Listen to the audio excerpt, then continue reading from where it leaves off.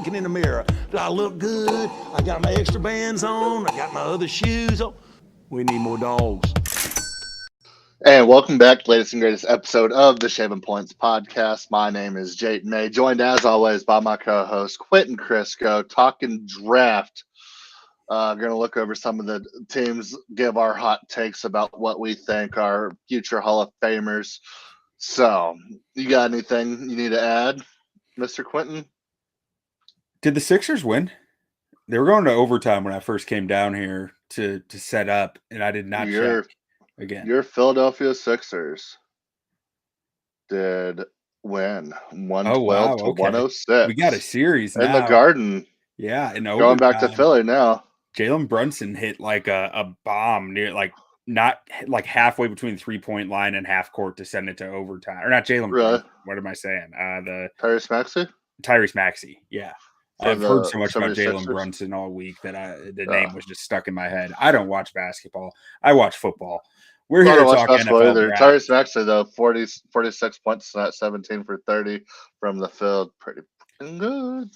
But let's jump in. Start with the NFC East here. And we're going to go pick by pick for you guys. And we're grading every team. Every team's draft class. We're just powering through it. So starting with your guys, Jay, your Dallas Cowboys. What do you think? Yeah, I mean, it's hard to hate this move. I mean, when you draft 5 future Hall of Famers, it's hard to say anything other than just, wow, they did it again. Starting out, Tyler Guyton out of Oklahoma probably won't be the best rookie in this class, but he's got staying power, I think, and if he lives up to his potential, could be a great piece on that O-line, and with Tyler Smith right next to him at guard. And then hopefully we get some good center play out of Cooper Beebe that we got in the 3rd round.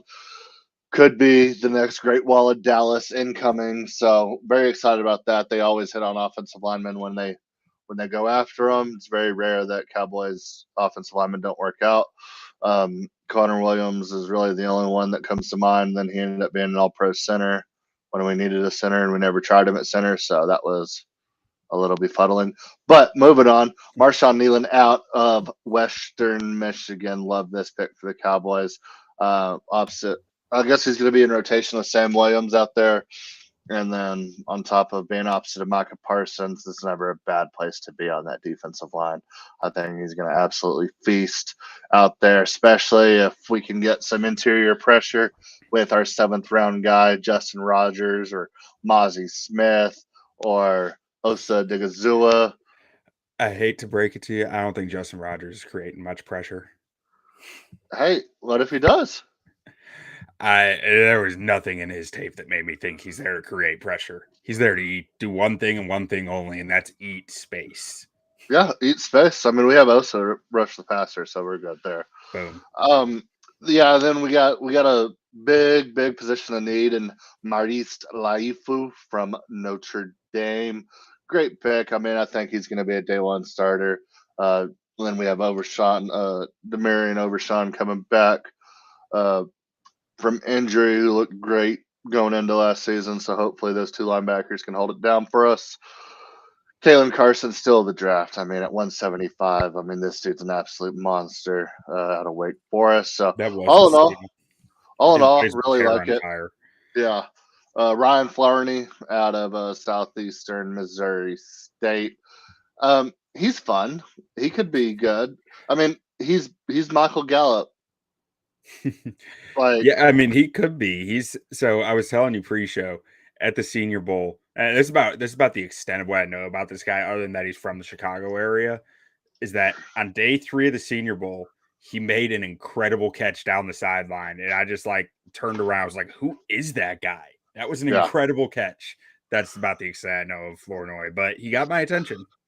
Yeah, and then Nathan Thomas, I mean, I think he could be a day 1 starting tackle in the NFL, and he's basically going to be used as emergency relief, I guess, for Tyler Guyton and Terrence Steele. So, I mean, to have a guy like that just adds depth that a lot of people think could start day 1 if he absolutely had to. Yeah, I've heard he's probably a guard, though. Like that, like I've heard You that heard that, maybe Raymond he Inman? might be able to step in there, but probably as a guard is what I heard at least. Well, then he's basically all 5 positions because he's not playing over either one of our guards. So, Yeah, I'm so not saying he will, but he's a 7th round pick. He's probably a yeah. backup, you know. Oh yeah, he's for sure backup, but great depth piece. I mean, if he can play guard and tackle, I mean, a guy like that, just like offensive line depth is probably the hardest thing to find in the league. Yeah. And if And to you be get a guy, clear, from what I heard was he probably needs to play guard because he probably doesn't have the athleticism and the foot quickness to yeah, stay at tackle. yeah, That's what I but meant. yeah, I mean, to get a guy who can just add depth to a good O line is never a bad situation to be in. So yeah, I really like the draft. Really think they knocked it out of the park. I'm gonna give them a B plus. I think not finding a way to get a running back is pretty hard to overlook for the Cowboys. I mean, I know you didn't have a 3rd round pick because of the. Oh no, we didn't have a 4th round pick because of the Trey Lance deal, and that's when all the running backs went. But I mean, there's a way to go get anybody. Yeah. I mean, I know it's not the importance it used to be of the position, but I mean, to not even get anybody.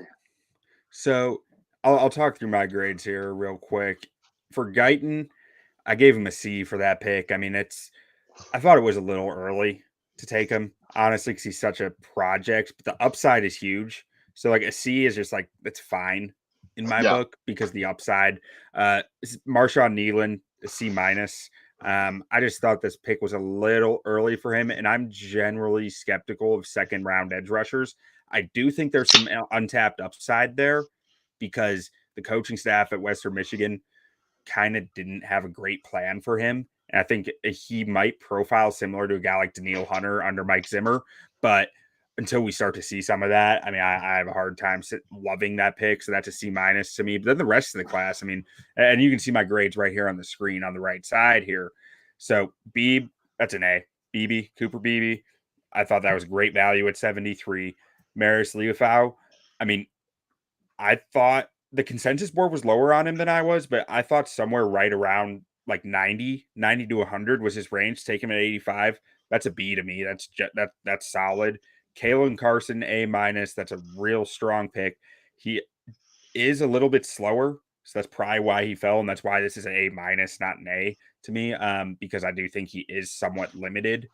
And then Flournoy, I gave him a flat B, and then the last two, Nathan Thomas and Justin Rogers, got a B minus just because that's kind of what I defer to in the 7th round for guys that I haven't watched. Just give them a C minus or a B minus. I did yeah. watch Justin Rogers, and I can't say I was excited about his tape, but when you're talking about the 244th pick in the draft, it's hard to get lower than like a C, and a And B I minus mean, feels fine because it's a what guy what who have I felt like justified watching, you know. yeah, and what have we talked about for the last 3 years on this podcast? Cowboys need more beef up Mhm. front on Yep. that defensive line, and at the very worst, he's going to be a big old body. And so my grades there, they average out to a B minus. I'm actually giving them a C plus because the early grades that I had were, C minus, and those are the ones that I'm going to way more heavily on it. So moving on to the New York Football Giants. Only 5 picks. Yeah, What only do you got 5 there? picks. I don't really think they. Or 6. I'm Kept, sorry. We were missing neighbors there. oh yeah. I mean, I love the neighbors pick for him, and I mean, I think it fits perfectly if they think Daniel Jones is their guy. But then after that, I mean, I don't know really what. I mean, maybe best player available. I don't love the Tyler Newman pick. He is. I think he can be a great safety, but I mean, they've drafted this is like their 4th safety in the last 5 years that they've drafted in the top 50. They got Xavier McKinney. They got Tyler Newman. They Yeah. got. I'm actually I mean, lower in my grade on that because I don't love that pick. yeah, and then the cornerback out of Kentucky. Didn't he have some off the field issues? That's why he dropped. Or am I thinking of somebody else? No, Andrew Phillips is a dog. But Okay. the one thing with him is he's nickel. He's a nickel Yeah. only guy. So at number 70, you're taking a guy who is limited to the nickel, and Yeah. that's why I'm a little lower on it. I love the player, but Yeah. I just if you're at number 70, I feel like there was some better stuff there than a Yeah. nickel only corner. But yeah, I love the neighbors pick, and I mean, if they kind of just told Dayball that like, hey, your job is not in jeopardy, we're gonna just start building a roster, take best player on our board, not really here to help us now. Maybe the neighbors pick will elevate Danny Dimes to where he needs to be. But yeah, I think this is a clear case of just like we don't really care about need. We're going to take neighbors. Well, obviously, he was a need, but after that, it was just we're going to go get guys who we like and hope this will be built for the future. I mean, I'm going to give them a C minus Yeah. because after the And neighbors pick, I just don't feel like they did too great here. yeah, I mean the neighbors pick, you love it, and that's what I'm away the most heavily here. So I mean, they're starting off strong with Newbin. I mean, it's fine. I don't love taking a safety in the second round just because historically you can find really talented Talent. safeties later in the draft, and safety is probably one of the hardest positions to evaluate. So when you're saying we have this position that's really hard to evaluate, but we trust that this is the guy that we're Yeah, going to spend our draft capital on, I don't completely buy it because I'm saying I like the Packers' approach to safety better. The Packers just take a few shots at safety later in the draft and say one of these guys will work. yeah. Like I Odds think are, that makes more sense. yeah, So I don't love it. I give him a B minus because the value is fine, but as far as consensus rank, C plus on Andrew Phillips. I think the value was strong here, but the positional value wasn't. Like I said, I love the player. I don't like the nickel only aspect. Theo Johnson's fine. He doesn't know how to play football, but he's a freak athlete. yeah, And then Tyrone Tracy doesn't know how to play running back, but he's a freak athlete. But in the fifth round, I can get an athlete like that. I give him a B plus there. I think that's strong. And I don't know anything about Darius Muasau. So that one is a C minus just based on where the consensus board had him versus where he was taken. That's yeah. really all that grade is there. So you said you're giving them, what'd you say, a C C minus. C Just minus? because, yeah. I mean, I love the neighbors pick. I mean, look, I'll give him a C because I C. do think neighbors is really good. Yeah, I'm giving him a B minus, and that is heavily on the back of Malik Neighbors. Yeah, It's just getting a blue chip is going to elevate your grade in my yeah, book. So moving on to my Philadelphia Eagles. yeah. Fly Eagles fly. Fly, Eagles, fly. Massive class. Yeah, a lot of trades here. What they make 8 trades, tied for the most, and or 9 trades. I think they passed the record. Uh, yeah, Quinyon Mitchell falls into their lap. Or did they trade up for Quinyon Mitchell? I think he fell to him. Yeah, Quinyon Mitchell falls in their lap. I mean, I wasn't as high on Quinyon Mitchell as other people were. I don't think he was the best corner on the board. But I mean, if he was the best corner on your board and he falls to you and he was positioned in need when you were rumored to trade up for him to begin with, I mean, you got to love that. The Cooper DeJean pick was a lot of people thought he was a top 30 guy. To get him at 41, just a steal, and to trade up to go get him when he was probably about to go to the Packers at 42, Yeah. even better. And then I love the fact that they signed Saquon Barkley to a massive deal. And they're like, we're still going to go and get Will Shipley in the 5th round. He's a do-it-all running back, did everything at Clemson, caught the ball in the backfield, returned kicks, returned punts, stayed healthy through what he played 4 years at Clemson, stayed healthy the whole time, ran the rock for him. Just really, really durable guy who's a 4.3, 4.4 guy, very, very fast. So yeah, I love that pick for him, especially when you sign an injury-prone running back that has maybe the most potential for running back in the league. To be able to back him up with Will Shipley in the 5th round is an awesome pick. I don't really love the Anais Smith pick out of A&M. Really? But value's good, I think, there. I just wasn't a big fan of him coming out. And then you go He's a get the legacy. dog, though. He's small, but he's a dog, and he plays special teams. Yeah, yeah. And I then liked him in the draft, obviously. I mean, Eagles do a better job than anybody of replacing guys on their team 3 years in the future. So if Devonta, I mean, he's like a Devonta Smith insurance policy. Oh, I mean, he is a high floor, low ceiling guy, Yeah, absolutely. But just in the 5th round to get a guy who has special teams ability yeah, and it's just a dog, like I have no doubt how much that kid loves football. That's yeah. where I'm at with it. And then you got the legacy pick with Jeremiah Trotter Jr. I feel like they were just obligated to take him there. Mhm. And then Michigan O line is never a bad way to go from Keegan's anywhere. a dude. Like I Yeah. really like Trevor Keegan. And then Johnny Wilson was one of my favorite late round guys in this draft coming into the draft. Really liked him a lot. I think that was great value there for him at 186. Then I don't know anything about Dylan McMahon, but You don't need to. yeah, I mean overall, I mean with the draft falling to him and then with making the moves they did, yeah, I think they killed it. I'm gonna give them an A. Yeah, I'm right there with you. I'm giving him an A. I mean, Quinion and Cooper, that's about as strong as a 1st and 2nd round pick as you're going to get. Yeah, Jalix Hunt, I thought was a bit of a reach, even though I mean the consensus board wasn't far off from him. I think the consensus board for my taste was a little high on him because he does have a lot of development to do. But I mean, I didn't love that pick, but Will Shipley, solid. Nice Smith. I just like the floor there a lot in the 5th round, especially when you're talking 3 5th round picks. Jeremiah Trotter, he's slow. I don't really like the player that much, but in the 5th round, that's fine. His dad played for the Eagles. I get that, so I'm giving that a B even because yeah, it's 5th round and whatever. Trevor Keegan, love that pickup in the 5th round. I think that is a really strong pick for them. Johnny Wilson, again, I didn't love the player, but in the 6th round, you take a dude who's just different, he has a chance of succeeding.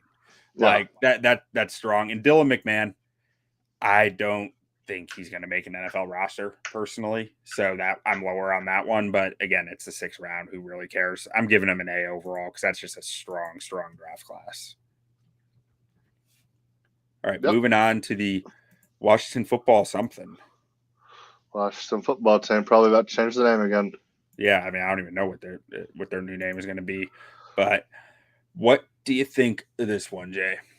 I think they absolutely killed it in this draft outside of their pick at 2 with Jaden Daniels.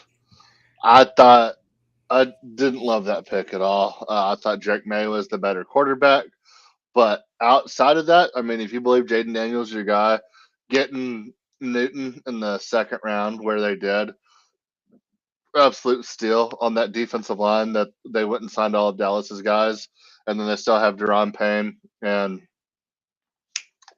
Jonathan Allen. Jonathan Allen there on the inside. Mike Sanders still was one of my favorite corners coming out of this draft. And to get him in the second round as well. We talked about Ben Sinnott the other day on the podcast. You absolutely loved him at tight end. That's my dude. Go get a weapon for Jaden Daniels. Don't hate that move at all. Don't know much about the Brandon Coleman kid out of TCU. Is he going to be a guard or is he a true No, he could stay a tackle. He Okay. is a great value pick. Like Yeah. he dealt with some injuries last year that if he didn't have those issues, he might have gone mid second, early second. Like Yeah. he a very talented football player. Okay. And then you go get the Ed McCaffrey's son. Ed McCaffrey had a real good career there in Denver. Won a couple Super Bowls. So I think he's the only one in the family that was worth a damn. So to go get his son out of Rice, don't hate it. And then Jean Baptiste, the edge that they picked in the 7th round, I thought he was going to go 5th or 6th. So I thought that was good value there too. So I'm going to give him a B plus. B plus. Okay. I think it would have been an A plus if they would have taken Drake May. Yeah, no. If they took Drake May, this would be the best class, hands down, in the league because they crushed it. Like this team could be pretty good if they had a quarterback. Yeah. Like that's what I'm thinking looking at this. I mean, they were talented last year, and and they got a so lot more talented, and they signed a lot of free agents. yeah, I mean, looking at this, Johnny Newton, great value. There's injury issues there, but at 36, I don't really care. You take that shot.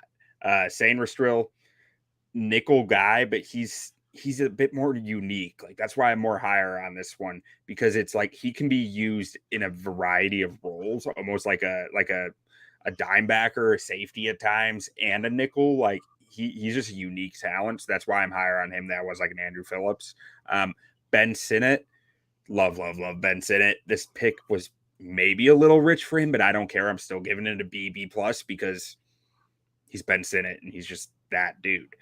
Brandon Coleman, think this was really strong.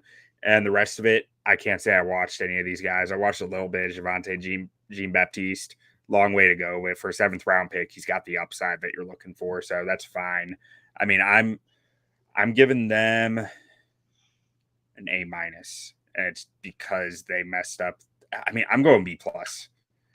You mess up number 2. Like in my mind, according to my grades, you mess up number 2. That's got to knock you down a letter, even if it might be the best class outside of that in the NFL. Yeah. No, agreed. You said B plus, right? Yeah. Sorry, got carried away there. All right, on to the black and blue division, the NFC North. And starting with the Bears, I mean, Jay, what are your thoughts? Yeah, when you get the best player available in the draft, Caleb Williams, at number 1, it's hard to say you didn't knock it out of the park. I mean, didn't think too much about it. Went up there and got him, and then for Roma Dunze immediately after to fall to you at 9, which I think he was probably the best player on the board, and also just gives your number 1 overall pick just another weapon after going out, and the way they've constructed this roster, I think just a perfect fit. And then the kid they go get out of Yale from the Yale Yells, I like him a lot. And I mean, I thought the punter was kind of unnecessary. Have you watched Torrey Taylor win Iowa Hawkeye football games on the back of his leg? Yeah, but you're not going to be punting. I mean, I gave it a D plus. Like I'm with you, but I am excited about watching him punt the football. Yeah, I mean, for sure. And I mean, there's gonna be some times. I mean, NFC North football. I mean, there's gonna be some games where he's definitely gonna be involved in probably helping you win, flipping the field for you a couple of times, giving Caleb Williams a short field. So I mean, it's not the worst pick, but I mean, when you're building this roster, I mean, you can find punter elsewhere, and especially at 123. I just think the board had plenty of talent there. And Austin Booker out of Kansas, yeah, I love his footwork. I loved his hands coming off the edge, but we'll see. I mean, I like the pick a lot, but I'm giving him an A plus. I mean, Caleb Williams and Roma Dunze. Yeah, I'm going with an A.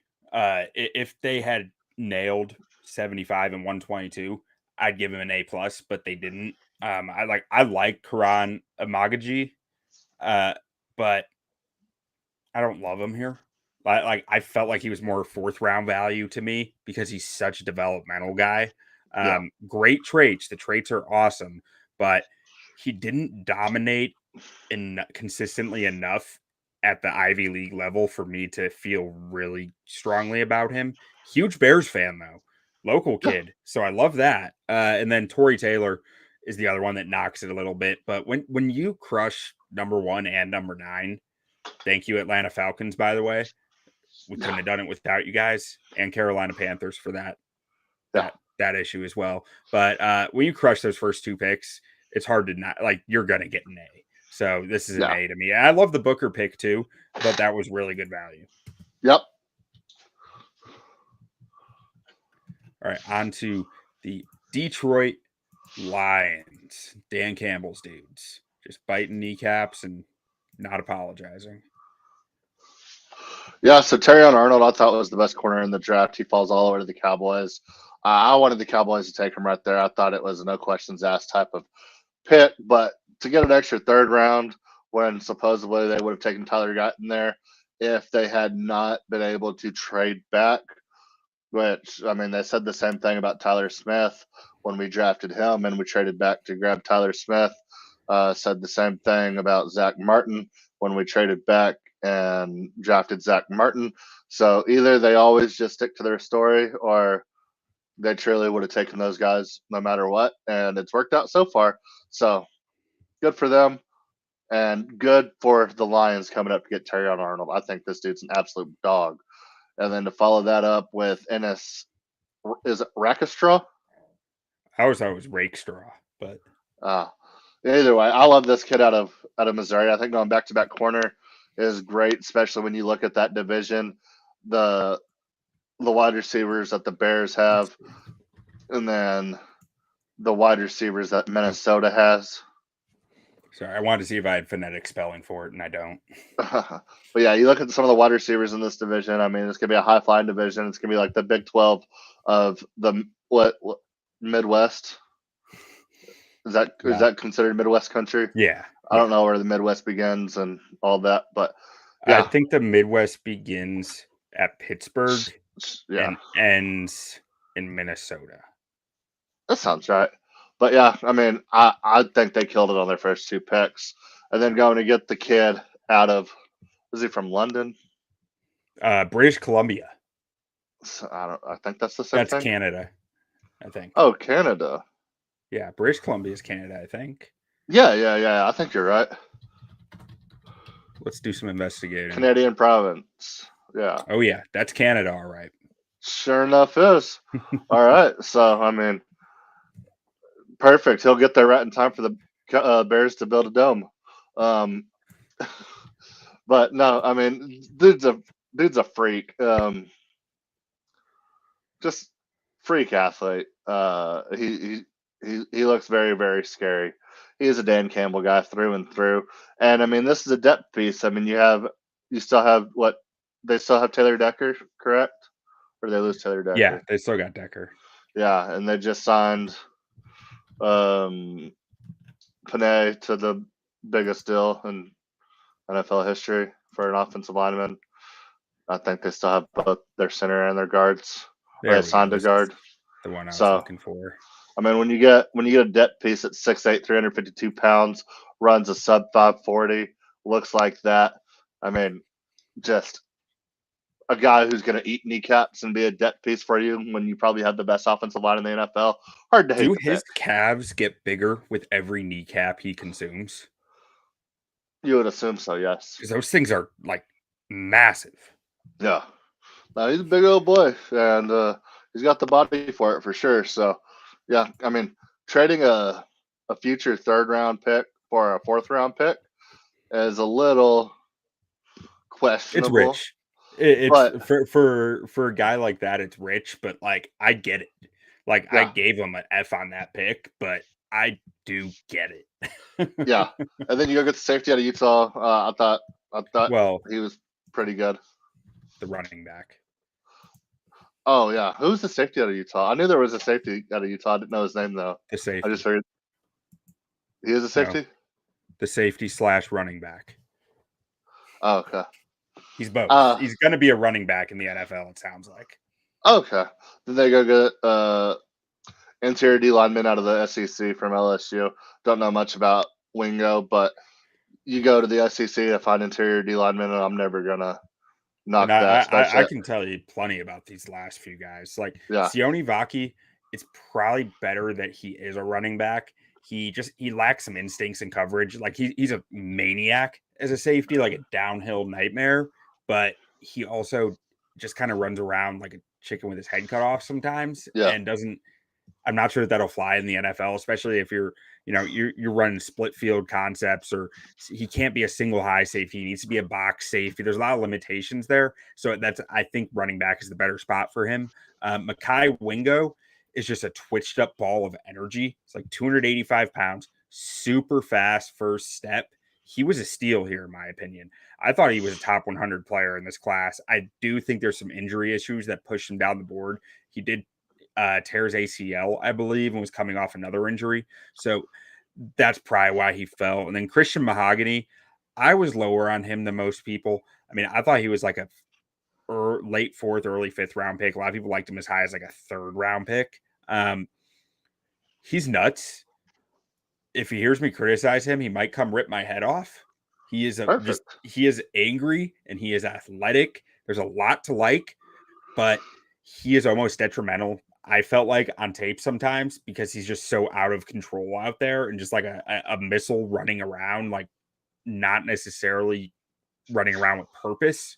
So Yeah. that's why I was lower on him at 24 years old. I would expect the guy to play with a little more discipline than that.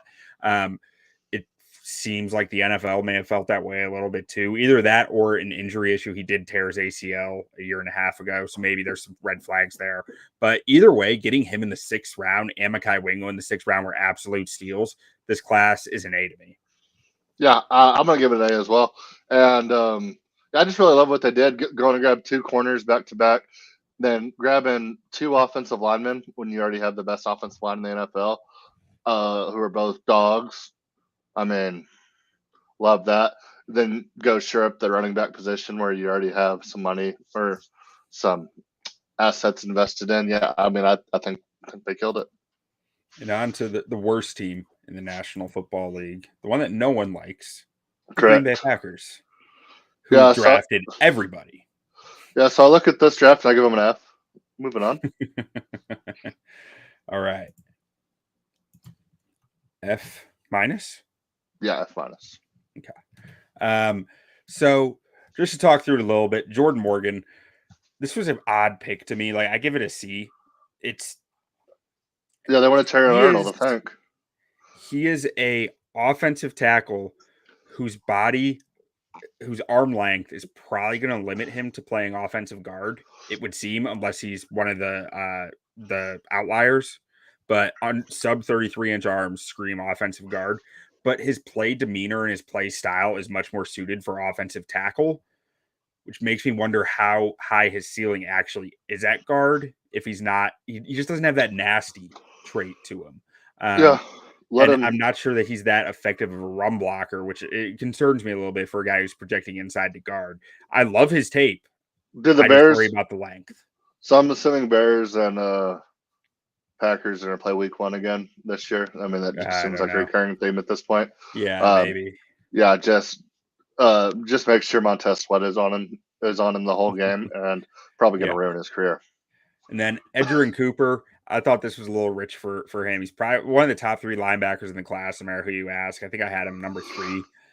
But he was the first linebacker off the board, I believe. And again, high upside, really impressive athlete, but I'm not sure he can play coverage downs right now. He's much more effective moving forwards than backwards. So I didn't love that pick. Javon Bullard, I thought this was strong value. Good pick. Not the most effective coverage safety, but he's good enough in coverage, and he's good enough everywhere that he's going to be able to start for probably a long time. Like, and he's a high upside athlete where you can see him growing into it. Marshawn Lloyd, good running back. That was a reach. Probably a reach. I just hope he keeps fumbling, to be honest, because he fumbled a lot last year. I hope he keeps it up. Tyron Hopper, I thought this was one of the biggest reaches in the class. And this isn't just because I'm a Bears fan. I really did not like his tape. I wonder if their D coordinator has a really specific role in mind for Tyron Hopper as to why he likes him, because this just felt like a weird pick to reach like this for. So I'm wondering if they have something very specific in mind for him. Evan Williams thought this was a really strong pick. He's a good split field safety. He can play a deep half really well, and probably one of the more underrated players in the class. Jacob Monk, I think he has starting potential in the future. Kitana Oladapo, kind of like Evan Williams. I think he has a really strong future ahead of him. I mean, his athleticism really jumps on tape, even if the testing numbers are only average. He's the type of guy who plays faster than he tests, I think. Travis Glover, at this point, we're talking 6th, 7th rounders. He's fine. I mean, I didn't watch any tape of him. I saw him at the Senior Bowl. It was actually pretty funny. So there was Jeremy Flax was supposed to be wearing number 71 at the Senior Bowl. When you go to the Senior Bowl, they give you these rosters, right? And you're like, okay, that's how you know who you're looking at. And so 71 out there is like kind of impressive. And we're like, man, Jeremy Flax, dude looks good. Come day 3, we find out this isn't Jeremy Flax. This is Travis Glover. Jeremy Flax didn't come to the Senior Bowl, but his name was still on the rosters, and Travis Glover was his replacement. So we all like cross out his name and be like Travis Glover, Georgia State. But he looked good at the Senior Bowl, so there might be something there. So I like that pick. Michael Pratt, I think it's a solid pick in the 7th. Just I'm always for betting on quarterbacks, and Kalen King, I'm for betting on upside in the 7th round. Kalen King he has flashes of being a really good football player. Yeah. Like he's a very talented individual who just forgets how to play football like I will 25% of the time. I will say, I do love the idea of drafting multiple players at the same position, especially if you're loaded up if you have the amount of draft capital that they have. Because I mean, if you're drafting on need, then might as well always double up. I mean, they went tackle in the 1st and took tackle again in the 6th. Whether or not they actually play tackle, we'll see. But O-line in general, a linebacker in the 2nd, went back to linebacker again in the 3rd. They take a safety in the 2nd, go back and take another safety in the 4th. I mean, I just like that strategy. Yeah. No, I mean, based on the players, if you cut this class in half, I would feel like it's a C+, maybe a B-. I'm pushing up to a B because it's just numbers. They're playing the numbers game, and I like that. I respect it. I appreciate it. But I'll knock them down to so I said B+, or no, B, but they're going to get a single letter downgrade for being the Packers. So I'm giving them a C. Perfect. I feel like that's reasonable. Yeah. Nice. Very nice of you. We're going to have 2 Fs back to back. Minnesota Vikings, the most interesting draft class of the year. Like I was going through all the draft grades that all the analysts put out yesterday, and like this is the most divisive grade. They're either like an A, somewhere between a B+ and an A, or like a D to a C. There's no in between. Yeah. So we'll just start off from the top here. JJ McCarthy, they were rumored to trade up to 5 for him. They even said after the draft that they tried everything they could. It just didn't make sense. And they stuck to their guns, stayed at 11, and got their guy. And if you get your guy, and he was a guy that you really liked at 5, maybe possibly trading your 2nd first rounder to go up to get. Are we sure their trade conversations were about JJ McCarthy? Oh, you think they like Michael Penix? No, I think they wanted Drake May. 5? No, at 3. They were trying to get up to 3. Oh. Well, I mean, that's a different story then. But, I mean, they were always rumored to be going to 5. But, yeah, I mean, if they could have made it to 3, if Drake yeah. Either way, though, if it's true that J.J. McCarthy was your guy and you sat back and got him at 11, I got to give you a B+ on that alone. Not giving up draft capital and your guy falling to you, whether or not I like the pick, I like the value if that's truly the truth. But Dallas Turner going at 17, I think was incredible value. You trade up to get him. I think that was the right move. I'm giving that move a A+. And then the rest of their board, don't really love it. Kyrie Jackson, okay. But yeah, to go get a kicker at 203, I don't love. And I don't know Michael Juergens. Is that Cam Juergens' brother? It's got to be. I mean, I don't know, but it's felt the same way. It's got to be, right? Yeah. And then you go get a D2 guy for your last pick.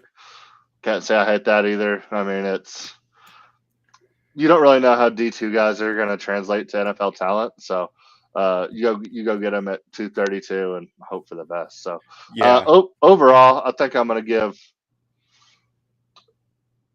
I don't love the JJ McCarthy pick, but if it's true that they wanted to move up to 5 for him and they got him at 11 and didn't have to give up that extra pick and then still get Dallas Turner out of the deal, I got to bump them up a little bit for that. So I'm going to give them, instead of a D+, I'm going to give them a C-.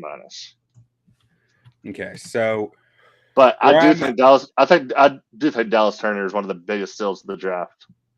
If they I, didn't if they didn't get Dallas Turner, they would have definitely been a D. yeah, no, I'm so with JJ here. I mean, to me, JJ is a C plus. You took a guy who is if the Bears were at 10 and needed a quarterback, I would have been taking JJ McCarthy, right? Like, so I can't blame him for it, but at the same time, it's the consensus 27 player taken at 10. It's a player who I had a second round grade on But taken at 10. Like, they're quarterbacks. different. They're different. I know. Yeah, quarterbacks are I know. different. But I mean, Bo Nix went shortly I need after to him, base my and grades Michael on that. Penix went before him. I need to base my grades on where I think the talent is. Like, I just do. And other than that, like Dallas Turner, that's an awesome pick. Yeah. And I think the fit with JJ is actually really good there. They have a good O-line. They have good receiving weapons for him. Like, they have the environment to develop Can they him. run the damn ball? I don't know. Who's their running back these days? I don't know. Talk about. I didn't even think about them being a running back needy team, but now that I think about it, do they have a running back? Because they let their running back walk, didn't they? Oh, they got Aaron Jones. That's right. Oh, they signed Aaron Jones. Yeah. Let's Yeah, no one of note behind him though.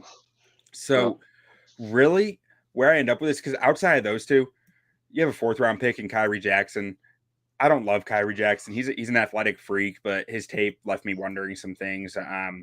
It's just a pretty raw football player, and then and he could develop in the 4th round. That's fine. That's why I gave it a B minus. But like, I don't love it either. And then you have 6th and 7th round picks that I've never really watched or heard of. I mean, I know a little bit about Walter Rouse, Phil Reichert is kicker. I'm not sitting here watching kicker tape. Levi Drake Rodriguez, I've heard some good things about, so I upgraded that grade a little bit to a C plus, but it's a 7th round pick. Ultimately, I need to weigh the first few picks more, and more than anything, what I'm weighing is what they gave up for this draft class, because they gave up a disgusting amount of picks to get this draft class. So how did they end up with their second first rounder? They traded like half of their future draft picks to get that, so they could trade up for a quarterback. Yeah, they did that a couple months back, didn't they? Yeah. It was like weird. It was like a random before. Did they? That was during the season, wasn't it? Because I remember when it happened, it was like they don't even know what that pick is yet. No, it was after the season, but okay. Whose pick was it? I forget. Texans? Yeah, Texans. And I think it was the Texans were looking to get a second rounder for Diggs. So they jumped on that opportunity and got 17 in the process. But they gave up a lot in that. And like, the total capital that they gave up is something ludicrous, which is why I'm just like, I'm giving them a D. And a lot of that is based on the trades, because maybe I'll look up Vikings future draft picks, because that tells the story better than anything. Really where we differ is I think the McCarthy pick, whether I like the pick or not, I'm giving them a little bit more for it. So but we're basically the same. They have their 1st round pick next year, and they don't pick again until the 5th round. Okay, but they're going to trade Justin Jefferson. They have 3 picks next year, and 4, I guess. So what does Justin Jefferson go for? I don't know, but you got to trade Justin Jefferson if you want picks, and that's not a good thing. So I'm giving him a D. Yeah. I just think they really bungled that whole thing with the draft picks and how much value they gave up. But let's move on to the dirty South, talking about Hotlanta. Oh my goodness. The wildest draft. Ryan Pace is doing his dang thing. Is Ryan Pace there? He's the assistant GM. or like the director of personnel or something. I'm not sure if it's assistant GM or director of personnel, but it's Oh something my like that. And goodness. Ryan Pace was in his bag of secrets, just like he was wearing a mustache at Michael Penix's pro day, and no one knew who he was. He was whispering in people's ears the whole time, peering in through doorways. Like Ryan Pace did the dang thing. He got his quarterback, and he didn't even tell Kirk Cousins until the minute before the draft pick. He got his quarterback after they signed their quarterback. Dude, Yeah, I the mean, parallels to Mike Glennon and Mitch Trubisky are like ridiculous. no. Kirk Cousins is good. No, but like the Yeah. hushness, the secrets, the like But did the lies. did anybody really expect them not to go quarterback in that draft? Yeah, no one expects that. I didn't expect quarterback. You thought they were gonna run it out with I mean, maybe You have to realize the Bears fan base is so used to the Bears just ignoring the quarterback position that it was very believable because they do it constantly. Yeah. I don't know. I mean, it might be revisionist history, but like I thought for sure they were going quarterback. The most shocking part was trading from 3 to 2, which didn't seem to make much sense. And Mm-mm. 49ers fans like to talk about that all the time. You got one of the biggest busts in history at number 2 or at number 3 in Solomon Thomas. So, I mean, who are you to talk? And I would even say Mitch Trubisky was a bust. He was what he was. He was a decent quarterback for a couple of years that couldn't turn into a superstar. So, I mean, but what people really forget about that draft was that Patrick Mahomes actually went a couple of picks later. No one forgets. I don't feel like it's ever brought up that he went after Mitchell Trubisky. But yeah, anyway, Just Sunday Night Football graphic is burned into my brain. so looking at this, I mean, I'm giving him an F, just a straight F. I mean, if you love Michael Penix, fine. I mean, I'll never knock a team for loving a quarterback, and if you think he's your guy, you have to get your guy. I will never knock that. But I mean, this dude was maybe mid second, early third guy, and you're not telling me that nobody wanted to trade up to number 8. I mean, even if The you got Bears don't have Romo Dunze if the Falcons consider a trade. Like yeah, I and I guarantee mean, you there were teams trying to get even up for Romo Dunze. even one of these teams 10, 11, 12, 13, 14. I mean, even if you get that and like an extra 5th rounder, you're still getting Michael Penix. So, I mean, just horrible work of the board. I didn't like their 2nd round pick and yeah, I mean, So not a whole lot to say about this class in my opinion. I like Ruka Rororo, but he was I had 3 defensive tackles ahead of him who were still on the board. Like I had a 2nd Yeah. round grade on him, but to take him over those other 3 was a real like I don't know about that. Like I mean I think I had a grade on him somewhere around 50. So the value wasn't terrible, but the value against the other 3D tackles still on the board hurt. I don't love Braylon Trice. I think, I mean, getting him at 74, fine, but I just 3rd round edge rushers, I just don't believe hold a lot of impact. Especially guys of his frame, his play style. It just, I just feel like you could have used that pick better. Dorless was a strong pick. I think that value was excellent. And then Bertrand, fine. You know, Jace McClellan, I can never knock getting an Alabama running back too hard, but like it's fine. I don't think Zion Logue has a place in the league really from the tape I saw. At least, I mean, maybe a but different scheme will 198 change that. And I know nothing about Casey or Washington. 197. So, I mean, generally the average comes out to a C minus. Like I'm giving them a D minus. All right. All right, now on to the Carolina Football Panthers. Not to be mistaken with the Hockey Panthers.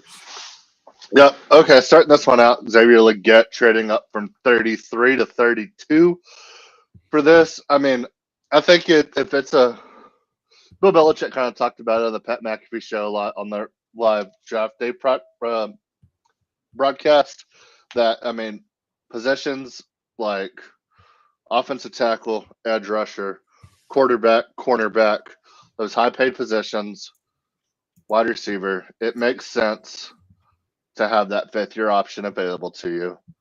And we talked about it on the podcast, I think last week, that I think the fifth year option, the benefit of it isn't nearly as good as it used to be since guys are getting extended way before that these days, wanting money sooner and basically forcing their way to get that. But you still do have that control for the 5 years.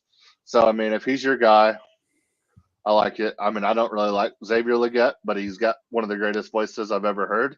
So, I mean, He I'll have also to. has a tattoo of John Belushi on his abs for Very some good. reason. I found that Love out that. yesterday. I didn't think Jonathan Brooks was the best running back in the class, coming off injury out of Texas, and I think they went really early on running back. But position in need, they have a good offensive line. Maybe take some pressure off their young quarterback, so I can't hate it. And then Trevin Wallace out of Kentucky, Jatavion Sanders out of Texas, Chow Wade Smith out of Washington State. I mean, I think it's fine. I think it's a nice average. I'm going to give them a C plus. Um, Not a lot to work with early on, but getting 32 and 46. I mean, if you can get two contributing players between them, which I mean, I think Jonathan Brooks can be productive for him. He wasn't my favorite running back, and I thought they went a little early. But two positions in need to help a young quarterback that you already invested a lot in, I think is a good way to go about it. So I'm So gonna I give them a C didn't grade plus. this one that badly at my first review, but and if you see me changing stuff in here, it's me just like rethinking some of my grades because I did most of these after day 3 of the draft ended and my brain was pretty much fried. I was just like kept going, even though I was like, I don't need to keep doing this, but you know, you just get in that phase sometimes where you're just like, oh, Yeah. I'm just gonna keep doing it. Like it doesn't always add up. Leggett, I can't believe they took Leggett in the first round. I mean, I thought this guy was like the 60th player on the board. A lot of people liked him though. They did, but fifth year senior, 1 year wonders are not something I like betting on. Yeah, no, I agree. And I I don't mean, know. I give I that a thought they were, D. I thought they were better receivers, but I mean, it's kind of like it's one of those positions that the the talent pool is so rich that there's bound to be more guys that miss than hit. So I mean, if you think he's your guy, I think you go get your guy. Ultimately, But I look at this class and I just see a team who, one, in my opinion, took the wrong receiver, and two, has very poor understanding of positional value. When you have as many holes on your roster needs as the Panthers have, and you're yeah, taking a no, running back and a linebacker with your next two picks, I'm giving them a D plus. Like, I mean, I yeah, think no, they I got agree. some good football players here, but I'm just not sure the logic adds up with who they took where. Yeah, no, I mean, I agree with most of that. Like, the only reason why I gave him a little bit more is because, I mean, I think this was strictly to try to just take a little bit of pressure off of the quarterback they already invested so much in. They already have a decent offensive line. So, Yeah, I mean, I'm just sitting here going like, man, you took a project wide receiver, a project tight end, a running back coming off a torn ACL, and a linebacker with your top 4 picks. Like yeah, that, I just like that. no, I get it. Sure, it might help. You have Jonathan Mingo, and you went out and drafted Jonathan Mingo. Like, Yeah, what are we talking about? Like, what are you doing? Get yeah, some variety. Like, I don't know. I'm glad the Bears have their second round pick next year. That's all I have to say about it. yeah. Next up, Could be 33 again. it might be. We got the New Orleans Saints. What do you think of this one, Jay? I think Talise Fuaga at 14 was a little bit early, but he was one of my favorite guys in this draft. So I absolutely love that. Kool-Aid, I was not as high on as a lot of people. I thought he was a mid to late second round is where he ended up going. I know a lot of people had him mocked in the first. So, I mean, I think the Saints got him exactly kind of where I thought he should go. The Jones fracture definitely pushed him down some. Yeah. And then yeah, Spencer Rattler. I mean, go take a chance on a QB. Huge arm talent guy. Um, apparently dropped a lot because of what he put on film during his high school days, filming for a reality TV show. What was it called? Quarterback. QB1, Beyond the QB one. Lights. Justin Yeah, Fields did it the Justin year Fields was before him on it. too. Tate Martell, legend. Legend Tate Martell. Um, We are a but big Tate Martell podcast.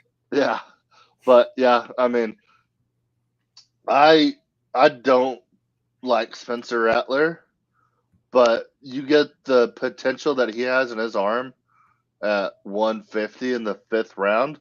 I mean, Yeah. I just don't think you see talent like that drop to the fifth round very often. And I mean, he's accurate. He can whip it anywhere. He's got a little bit of speed, kind of undersized a little bit, but I mean, I think that was pretty good value for him there. And then going the rest of the way, I mean, I thought they took positional need, and not a whole lot of great value going down the stretch, but Talking fifth through seventh round. yeah. Like So their draft was the 1 and 2, and I mean, to me, I'm giving them a B plus. I think they did well with the first 2 picks. If it wasn't for the Jones fracture to Kool-Aid, I'd probably give them an A. But like remember when they took Trevor Penning a couple years ago? We were like, they killed it. Great pick. I don't remember saying that. You love Trevor Penning. I'm gonna give him a flat B. Yeah. So I was watching some Trevor Penning tape just last week, and I gotta say, like, he got a lot better in pass pro. He definitely was developing. He was injured a lot last year, so he still wasn't really on the field enough, but he definitely was developing in pass pro, which is good to see. Yeah, so now we'll move on to his rookie year was brutal. Tampa Bay. Yeah, so Tampa Bay rips the Band-Aid off, takes Graham Barton.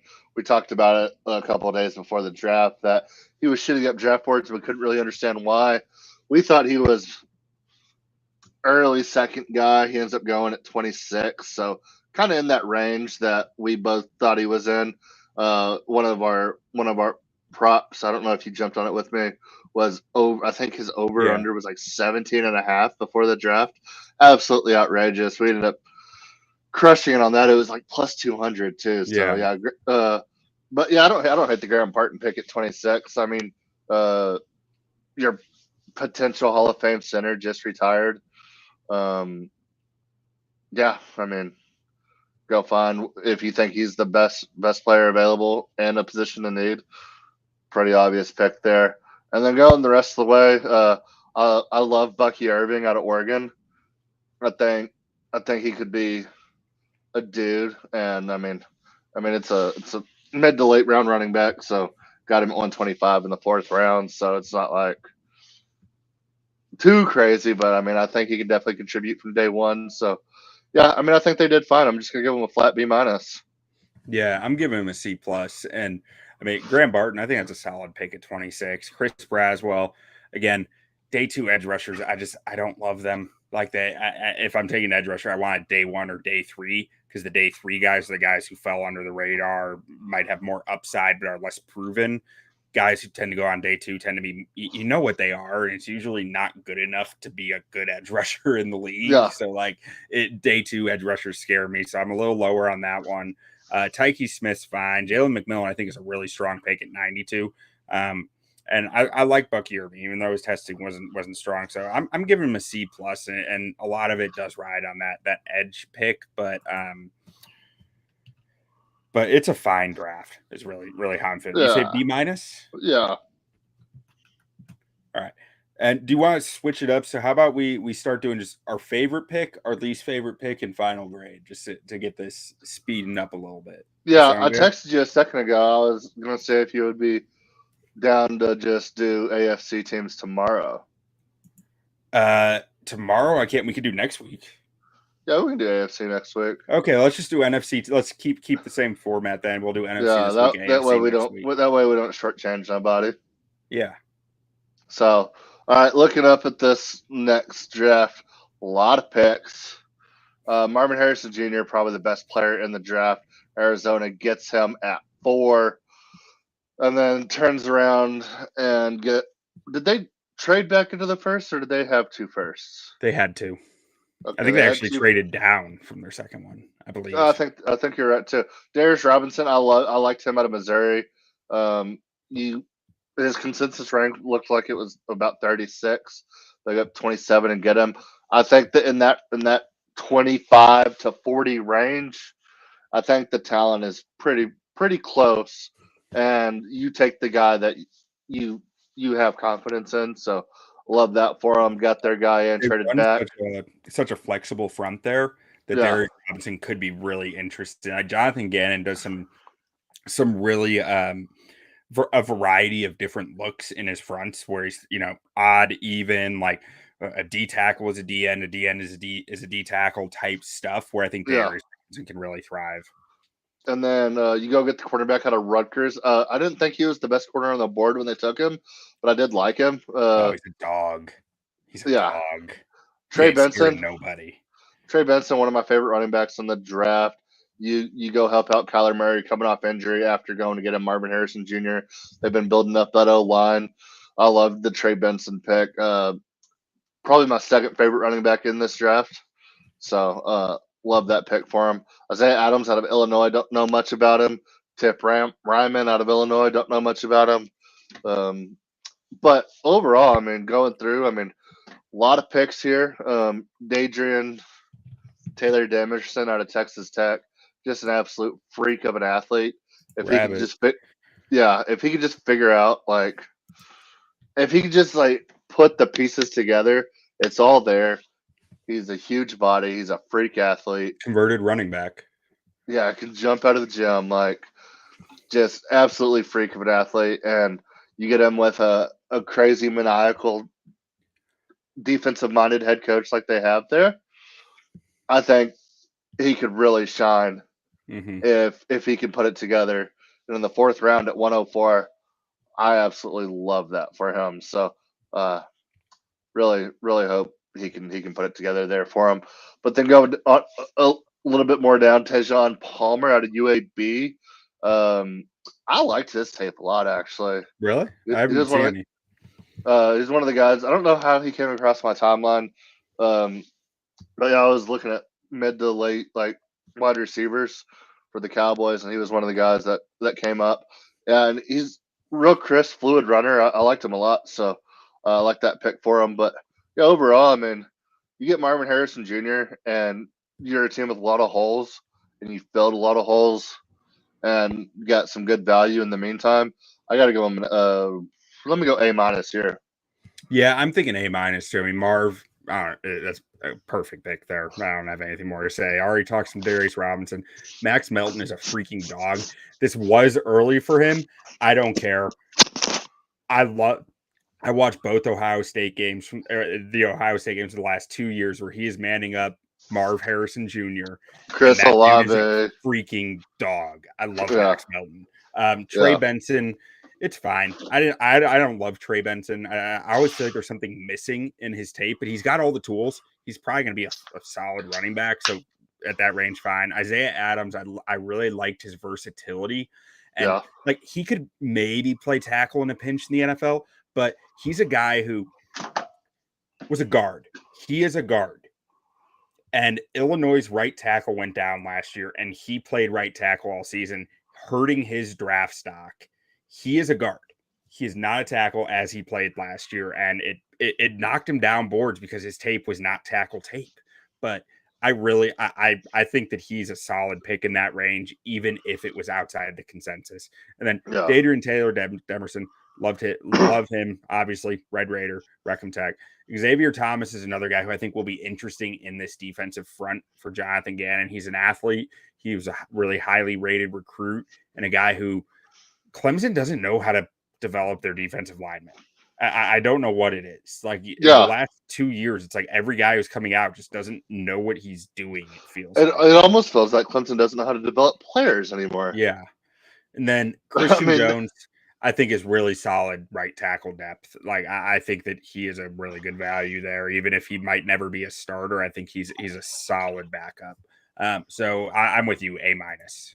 Yeah, love that. Yeah, I think they did good.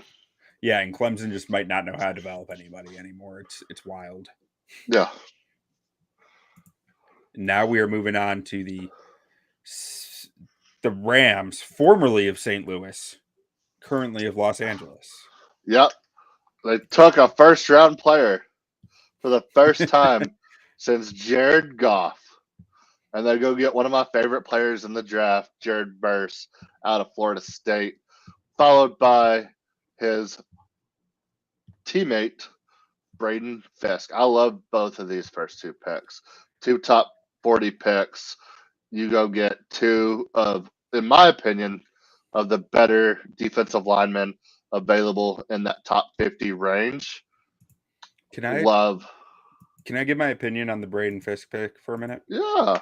So Braden Fisk, you took him at 39, and you still had, let's see, Chris Jenkins on the board and Michael Hall on the board. Two players who I think are better than Braden Fisk, and that's a real issue to me. I mean, I had the same issue with Mason Smith going where he did. I had the same issue with Ruka Rororo going where he did. But Chris Jenkins should have been, at worst, the third defensive tackle off the board in this class. And it is mind-blowing to me that Braden Fisk went ahead of him when you're talking about a fifth-year senior who had a breakout year as a 24-year-old beating up on teenagers. Like, Braden Fisk's first step is awesome, but there's not a lot of nuance to his game. It's all just first step burst, and I'm not sure how well that alone will translate. Let me tell you why I don't love Michigan defensive linemen early. Taco Charlton? Taco Charlton and Mozzie Smith give me nightmares at night. I still haven't given up on Mozzie Smith though, so I'll never knock anybody for avoiding a Michigan D tackle. Yeah, one's going top 5 next year. Top 5? Oh yeah, that kid number 55, dude is a top 5, top 10 maybe, but he's a dude. Yeah, he's a dude. Yeah, it'll be interesting. Next year's draft should be. There's gonna be a lot of defense in it. Not a whole lot of defense this draft, or not defense. Not early, in the first round. But yeah. Then moving on, Blake Corum, didn't really like him. I think he's pretty slow, but as a compliment to Kyron Williams, I think it's a great fit. And the Rams do draft pretty well. So I mean, if they like Blake Corum, who am I to tell them they're wrong? And Cam Kitchens out of Miami, it's all about the U, baby. He plays a swag. I mean, he's slow though, like shockingly slow. Yeah, shockingly slow. But I mean, he plays. I mean, he's got that like U swag energy. He's got impressive range for how slow he is. Like his testing numbers were shocking. Like they didn't necessarily match the tape. So he's a guy whose tape is faster than his testing, but like I don't know, those numbers kind of scared me.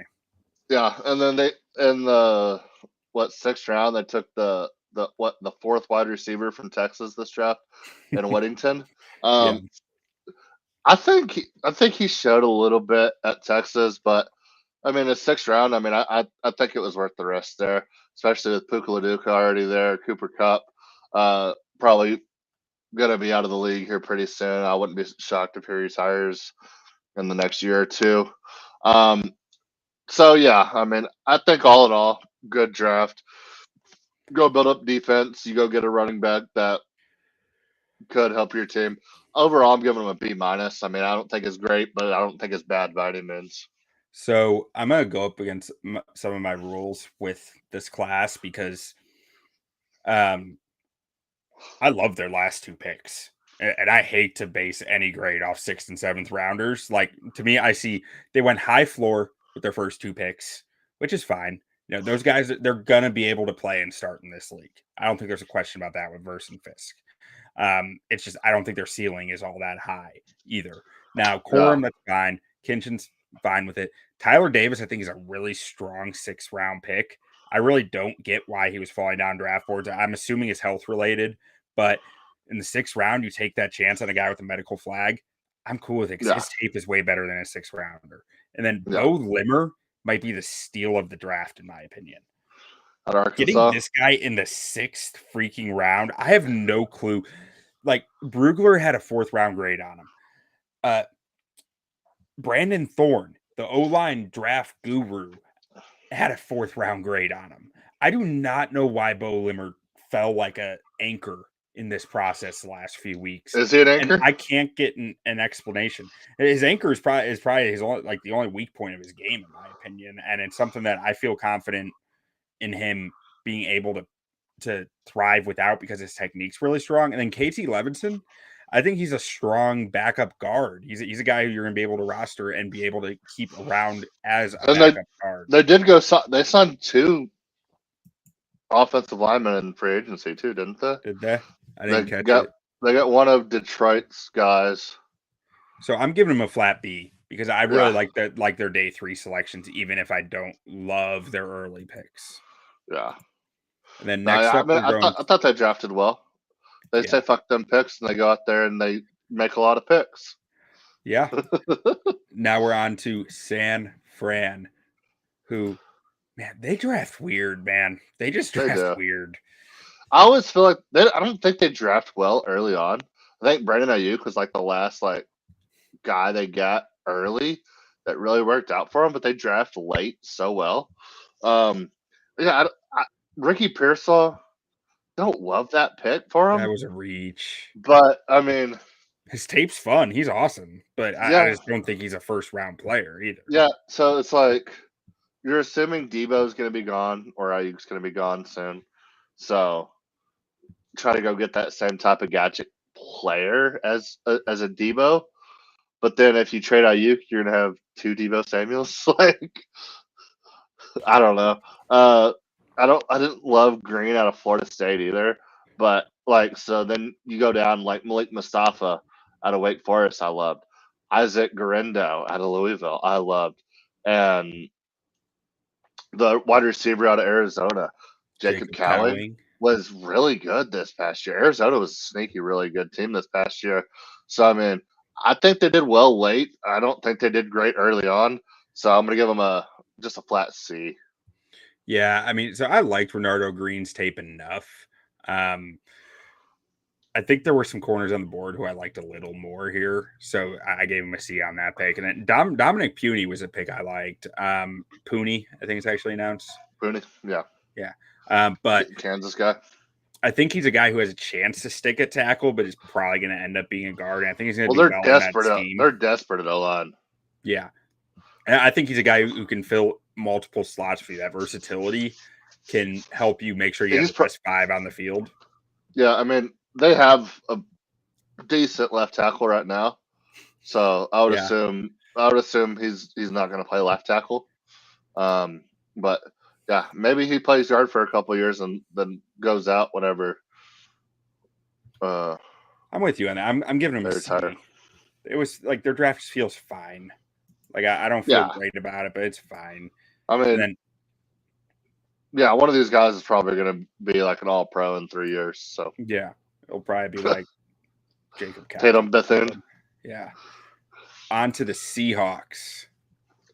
Love their first 2 picks. Yeah. First 2 picks, I loved Christian Haynes. He was one of my favorite guys in this draft as a team looking at interior O-line. And, yeah, I think that was an amazing pick. I think that was one of the steals of the draft at 81 for him. Mm-hmm. And then we both love Byron. When the Bears were on the clock at 75 and they took Karan Amageji. Yeah, the yell. I was screaming for Christian Haynes. Like that's who I wanted desperately there. I was way higher on him than this. Yeah. And then we both love Byron Murphy out of Texas as well. And he went about where he was projected to go. But I think that was about right. I had like I think he was 16 on my board, so that felt just right. Yeah, and then after those 2 guys, I mean, they go get a tight end out of Michigan. Cold weather guy playing up there in Seattle in the wind and the rain. He can't run routes. And he can kind of catch, but he He sure can block.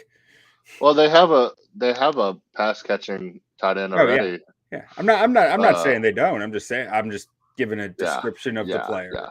He don't ask him to run a whole lot of complex routes. He's there to do one thing, and that's block. Yeah, they let Jordan Brooks walk in the offseason, tackle machine. They go get Terry Snide out of UTEP, another tackle machine. Yep. So, yeah, I mean, I like this draft. I think they did pretty good. I'm gonna give them B plus. Yeah, I'm with you. I'm riding the B plus here. I mean, I love the first two picks for them. I think that D line is going to be pretty nasty for them next year with adding Byron Murphy and Christian Haynes. They need some O-line help, and I think Christian Haynes is one of the safer bets in this class as an offensive guard. The third round. Yeah. I thought he was Nehemiah Pritchett has some solid upside too. And I don't know. I do not understand though why Sateo Laumea is a guy who I had a really hard time finding stuff to appreciate in his tape. Maybe that's just me. Maybe my eyes are wrong, but I just didn't understand his tapes. That's the one that I'm kind of lower on in this class. But the rest of it, I mean, I feel really good about. I think AJ Barner was a reach, but hey, you know what he's going to do, and he's going to do it. Like, you know exactly what he is. So you said B plus? Yep. Yeah, I'm with you. I'm giving him a B plus. We can do Buffalo Bills before next week because we just got to talk about this team. Okay, we'll do it next week as well. How about that? To make sure we have it included. But yeah, I just talk about a team that bends over backwards for daddy. I mean, you desperately need wide receiver. And I'm not saying Xavier Worthy was the best wide receiver in the draft by any means, but not only like I understand trading back in that scenario if Keelan Coleman's your guy. I get that. But why are you going to let the team that beats you every single year come up to your spot, to your pick, to take their guy? Whether or not Keelan Coleman is your guy, I don't care about that. If they're like, oh, we would have taken Keelan Coleman anyway, and we just picked – no. It's out of spite at that point. This team has owned you for years and years now. And you're going to let them come up and get their biggest position in need in your spot. It's like when they come to Buffalo and beat you. I just don't get it. And for that alone, I got to give them a D. Don't love the Keon Coleman pick, or I loved Keon Coleman, but I mean, I think 33 was a little high on him. But I mean, he is the perfect type of receiver for that offense and for a Josh Allen. So can't say I hate it. Ray Davis. You remember when the Texas Tech Red Raiders knocked Keon Coleman out of the Elite Eight? Oh yeah, he played for Michigan State at the time. Yeah, was that Elite Eight or Final Four? Might have been the Final Four, actually. Yeah, we played Michigan State in the Final Four. We played Michigan in the Elite Eight, I believe. Yeah, that's right. We beat both Michigan schools back to back, baby. So on Coleman, I gotta say, I thought this was a little bit of a reach, and then I saw his interviews this week, and I just love the pick. I'm like, I get it.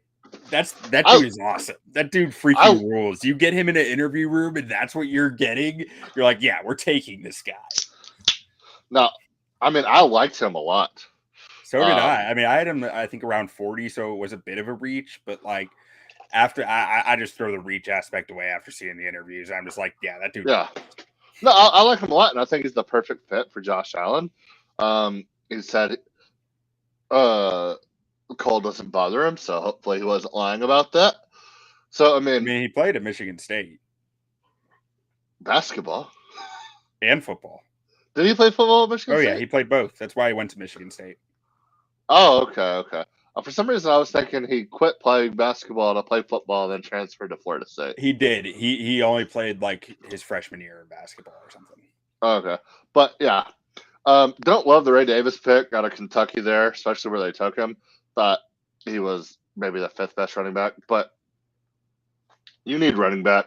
But, yeah, I mean, I just can't get over the fact that they let their arch rival Like, that's just what did they get for that trade? I don't Can even we pull know. that up? Did you pull that up? We'll have it at the top of the show next week. But anybody that sticks around gets to hear it twice. Let's see. Okay, come on. Bills sent the 28th pick in the first round to the Chiefs, along with a 4th round choice, number 133, in return for the 32nd pick in the first round and number 95. Oh my God. That's So not even good value. They moved up a round, a little over a round. In the 5th? In the 3rd. Or in the 3rd range? Or 4th to 3rd. They moved a 4th round pick to a So 3rd round pick. They gave up 4 spots to move up around from the 4th to the 3rd. Yeah, so about 38 picks. I don't know. I mean, on the trade chart is probably about even. Like that feels like it's about right, but you'd think there'd be a bit of a premium for it being the Chiefs. Yeah, like I look at that and I'm like, I mean, I would have thought they had to pay a lot more than that. But I will say that was the difference between getting Cedric Van Pran or Dwayne Carter, and I think that's a big difference, personally. Yeah. I mean, but who's to say they couldn't have traded somewhere else to get that same? Yeah. To make that happen, I don't know. Just to me, it's the fact that it's the Chiefs. It's your dad. They own you. They beat you every year. They have one specific position in need. It is a very glaring hole in their offense. And left tackle? No, they can figure that out. Always do. And you just, I mean, whether or not you like Xavier Worthy is irrelevant. If Brett Veach, Chiefs like him, you can say, well, you could wait on it. Like, I don't know. I feel you. To me, that's just, yeah, I just can't get over it. I'm giving them D for that. But yeah, I mean, I'm probably giving their draft class a B overall. It's a generally solid class. I think they got some good talent and good. It doesn't matter who you have if you can't beat the Chiefs. Yeah, and you made the Chiefs better. Yeah. So for that alone, all right, I'll give him a B minus for that. I'll knock him down a third of a grade. Yeah, and that'll be a sneak peek into the AFC side of things. Right. So just to do a quick recap here, starting out with the NFC East, we have a B plus for the Cowboys by me, a C plus for the Cowboys by Mr. Quentin. We have the New York Giants. I have them at a C. Quentin has them at a B minus. Eagles, one of the better drafts, unfortunately. Both getting A's from us. Washington Commanders, both on the same page there. B plus. Chicago Bears, I gave them an A plus. I think the Roma Dunze Caleb Williams marriage was absolutely perfect. Everything else from there was cake. You did talk about their third round pick.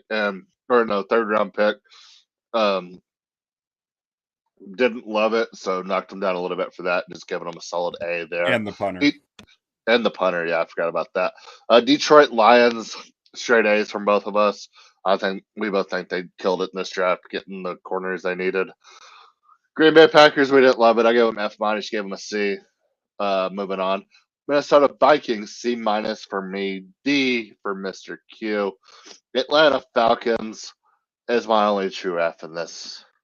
And I really hope this gets exposed a couple of years down the road when people talk about the draft class for like the Seattle Seahawks, whenever they're like, they took an off the ball linebacker and they took a quarterback out of Wisconsin in the second round. And who else they took? But ended up like basically having 3 Hall of Famers in that draft. One of the greatest draft classes ever. And like everybody just shit on it. So for Atlanta fans, for our Dirty Birds down south, I'm rooting for this to be wrong, but this was a terrible draft. Yeah, I switched mine from a D minus to an F. I don't know why I was holding on to not giving them an F, but I just want it for future clicks. Like, please, Like it, I hope I'm wrong because like I'm not a Falcons fan by any means, but by God, that city just seems cursed. And then moving on to the Carolina Panthers, I liked it a little bit better than you did. I gave them C plus, you gave them a D plus. New Orleans Saints B plus, kind of both in the same boat there. Tampa Bay Buccaneers B minus C plus. Um, Arizona Cardinals A minus for both of us. Love the amount of picks they had. Love what they did with them. Rams B minus B plus. San Francisco 49ers C's across the board. Seattle Seahawks B plus for both of us. And then the Buffalo Bills we'll get into next week.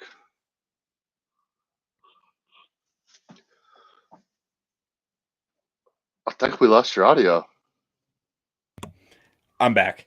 I forgot I hit the mute button. Thank you Back, guys baby. for listening, for watching with us. If we still got you, please take 30 seconds of your day and give us a rating on whatever you're listening to your podcast on. Whatever you want to give us, we'd love to hear it. We'd love to see it. Thank you for listening. And Jay, are we sleeping on anybody yet? Oh man, I was about to ask the same thing. Like, I really want it to be the Cardinals. I can buy it. I mean, I really like the Cardinals this year. We have as like a team that's just going to cover the spread consistently. We have nailed this for 4 straight years now. We did take the Lions twice. That was kind of a cop-out move. But the first year we took the Lions, they were a cover machine. Second year we took the Lions. They basically single-handedly kept the Packers out of the playoffs, having their first non-losing record in a long time. And then last year took the Texans. You tried to talk me out of the Texans last year. We didn't do it. Okay, so I got some options. Who are you thinking? Pittsburgh Steelers. But is anybody sleeping on Pittsburgh Steelers? I don't know if you can sleep on the Steelers. Yeah, I mean they're just the model for consistency. Can't pick the Colts, right? They were basically a playoff team last year. Yeah. What about the Chiefs? I don't know if you can. I don't know if that's possible at this point. Can't be the Chargers. They went out and got the fancy. God, there's a lot of parity in the league right now. Yeah, don't love New England, even though I do like Drake May. I just think they're too far away. Jets have Aaron Rodgers. Baltimore has a 2-time MVP. You know who Dolphins I'd like have to throw in the everywhere. ring? Tennessee Titans. I'd like to throw them in the ring. I'm not sure if I'm sold, but I want to have the discussion Levis? at some point. So this isn't a vote of confidence in Levis as much as it is their off-season moves are very geared towards we are winning now. Yeah. They signed a which receiver, means they could cover, which means they could cover a lot. They went out and got a receiver, didn't they? Yeah, who'd they sign? They already had DeAndre Hopkins, but what else did they get? And like adding Tavondre Sweat next to Jeffrey Simmons, that might be a nasty D line. Tony Pollard. Yeah. Man, I don't like Tony Pollard, but I mean, they just, and their O line is still pretty questionable, but like JC Latham was a good pick for him. Remember when they took that Isaiah Simmons? Or the kid who like burned out of the league, Isaiah Prince. No, it wasn't Prince. It was Isaiah something. But yeah, remember how freaky he was athletically, and they took him like 28, coming off of an AFC Championship appearance. Isaiah Wilson. There we go. Yeah. I think he played like 3 snaps for him. Yeah. Imagine if he would have worked out. Yeah. So, I want to throw the Titans in the ring. What about Broncos? You're a Sean Payton guy. I can't do the Broncos. I'd do the Raiders before I do the Broncos. Yeah. So if we're looking at AFC, I think Titans aren't a bad, but they're worth the conversation. I think. Yeah. I'm not sold yet. Yeah, and I think I don't know. Cardinals feel like a cop out because they have a number 1 overall pick at quarterback. Yeah, and like they were feisty last year already. You know what? Yeah. The Cardinals might be it though. Like, Yeah. nothing's a given in that division. No. Probably the toughest division in football. And Jonathan Gannon's kind of memeable. He kind of Yeah. fits the Dan Campbell mold, Yeah. and the Cardinals might be the spot. Yeah. Because I don't think it'd be the Commanders getting the. No, Because they were so talented last year. I mean, that was your pick yeah, last I year. wanted to go them because Just talent everywhere except quarterback. well, yeah, because when we went through last year, when we went through the history of the 5 best teams against the spread ever, they were teams with really underwhelming quarterbacks who just surprised people. Yeah. Like, who were like, they were serviceable enough that the teams would consistently cover it. I mean, the team was good, but they covered a lot. Yeah. And then so we got I think that's a pretty good pick. Then who was the steal of the draft in your opinion, looking back on it now? Or maybe not the steal of the draft, but maybe our next Puka Laduca or type of guy who can make an immediate impact. That was a day 3 guy, offensive or defensive, that didn't fall due to injury or something, like, because nobody He won't really play. He won't play, but Hunter Norzad was the steal of the draft, in my opinion. Why would he play? Because he's behind Creed Humphrey. Oh, he went to Kansas the City. Chiefs? Yeah. But so for a guy who will actually play, let's see.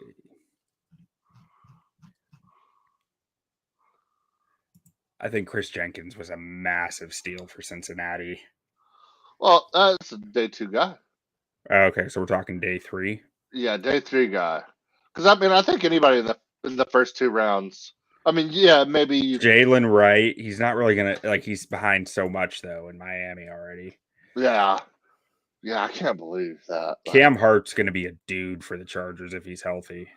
Yeah, I like him a lot. But outside of that, like, what about Audric Estime going to Denver, where they're going to want to run the ball?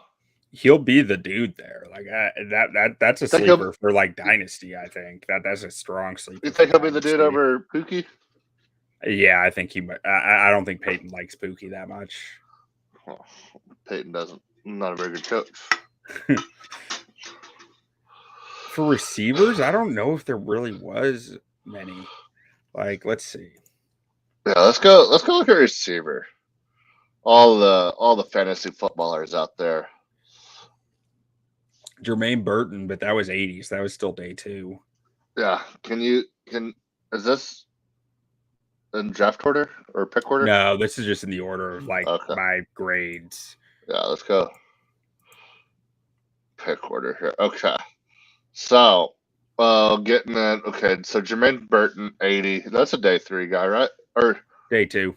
Day 2. That's third Where's round. day 3 start? 100. Anything after 100 is day 3. Okay, Troy Franklin. I did like Troy Franklin out of I just Oregon. don't like Bo Nix. Honestly, you know who it is?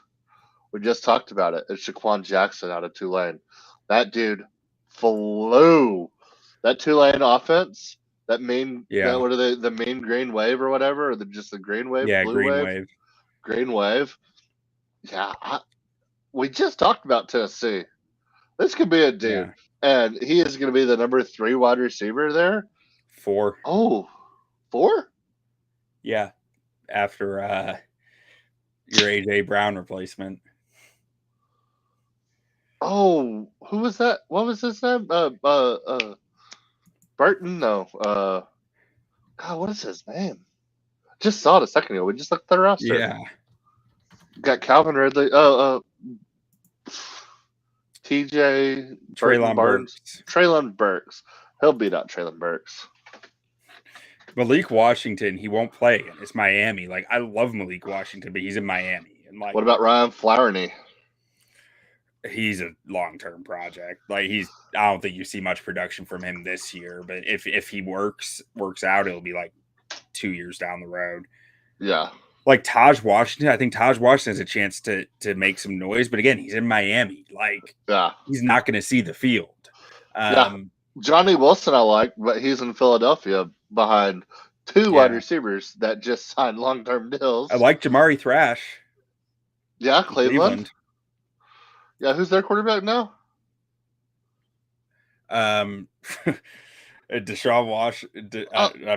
Watson and someone. I don't know who the backup is. We got a nice comment from Brandon. Keep going. First time watching. You two are awesome. Hey, Brandon, we appreciate it, Brandon. Hey, thanks, Brandon. But man, they're still doing that, huh?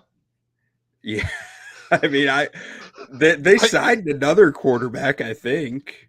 Oh, they did. No, not Jacoby. Who did they sign? They signed Jameis. Jameis, there we go. And Tyler Huntley and Dorian Thompson-Robinson. They could run the rare 4-quarterback offense. Hey, if Jameis Winston can bring it home anywhere, it's Cleveland. Yeah. This one's for you, Cleveland.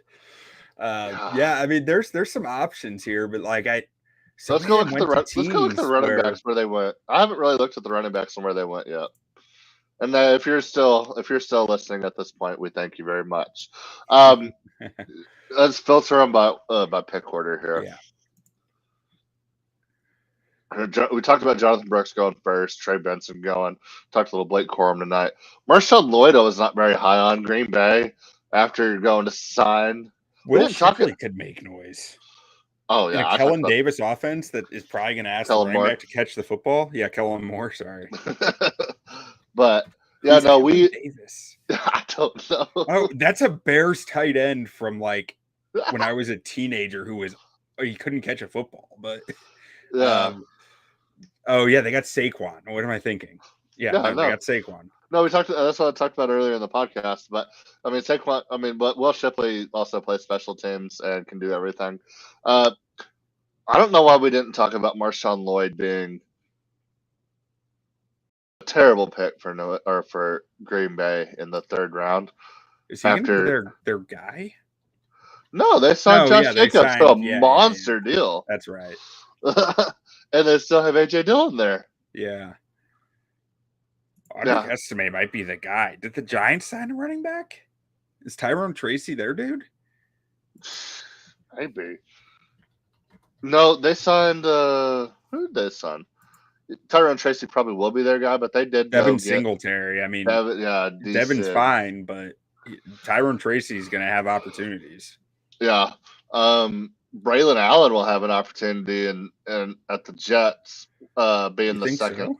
Oh, being the second. Okay. Being the second guy. I mean, if we're talking dynasty, some fantasy value there. They drafted Bonakinda last year too. Who did some stuff for him. Well, he tore his ACL, but I thought he played like the first 3 games. He might have, and then tore his ACL, something like that. Yeah, early on.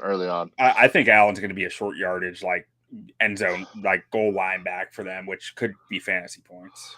So, how mad is Jalen Wright going to make everybody when they take, what's his name? I mean, either one of the running backs from last year in the first round. Achane and Mostert was like the number 1 running back in fantasy last year, wasn't he? Yeah, you cannot trust that Miami backfield on your fantasy How mad are people going to be when they take those 2 guys and Jalen Wright gets 17 carries a game next year? Or no, not even a game. Like randomly gets 17 carries. Yeah, it's like I mean, Mostert's going to go for like 150, 175. He's going to have like 11 touchdowns by week 4. And you're going to be like, oh, fuck yeah. And then A-Chain's going to do it. And then Wright's going to do it. Yeah. One of them's going to blow up at the beginning of the season. Right after you trade for A-Chain, the ball's going to start going to Wright. Yeah. So, yeah, if you go, man, I'm so excited for fantasy. But as you know, somebody's going to do it on that Miami team. But it's like, where do you draft those guys? I don't know, man. It'll be I really interesting. don't. But yeah, I mean, I love Garindo out of Louisville. The speed Yeah, is I was a big fan insane. of his. But I don't know. I mean, they have the most complete back in the NFL right now. Who doesn't really? I mean, we've talked about it for 2 years straight now. It's like, oh, the second running back in San Francisco might be worth having. It hasn't been the case. Vidal could be interesting. Kamani Out of Vidal. Troy.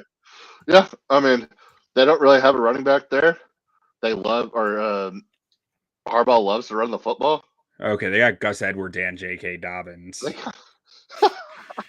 Just the Harbaugh connection is strong Jim there, Harbaugh? man. Is this Jim Harbaugh or John Yeah. Harbaugh?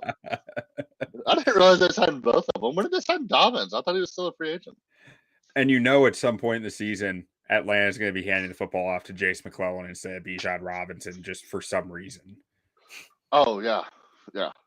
No, Jace McClellan will probably lead the league in touchdowns and average like 2 yards a carry. Who the Raiders have at running back now? Dylan Laube could be interesting. Zamir there. White? I mean, that is Zamir. Like, there's not a lot of Alexander proving ahead of Madison? them. It's fine.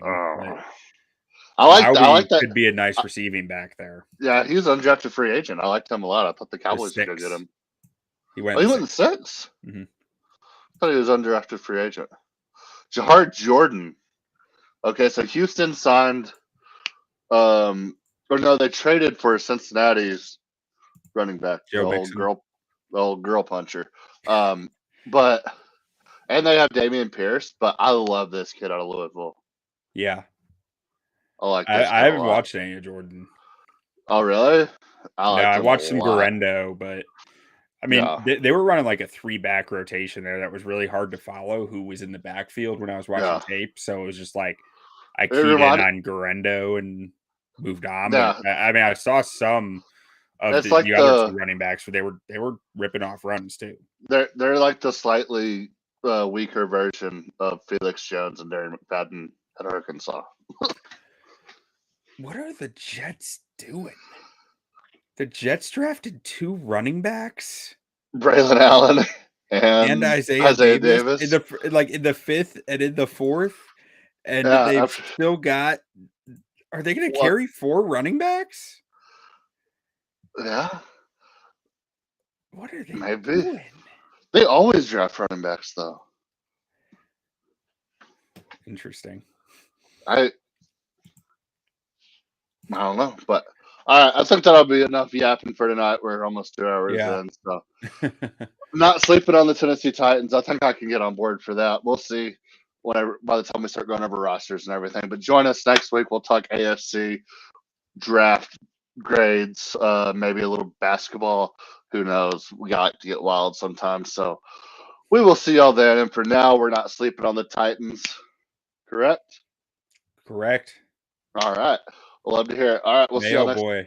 We're all in a Mayo boy. Yeah. At the moment.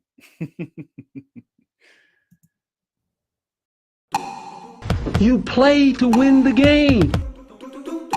Hello? You play to win the game. You don't play to just play it.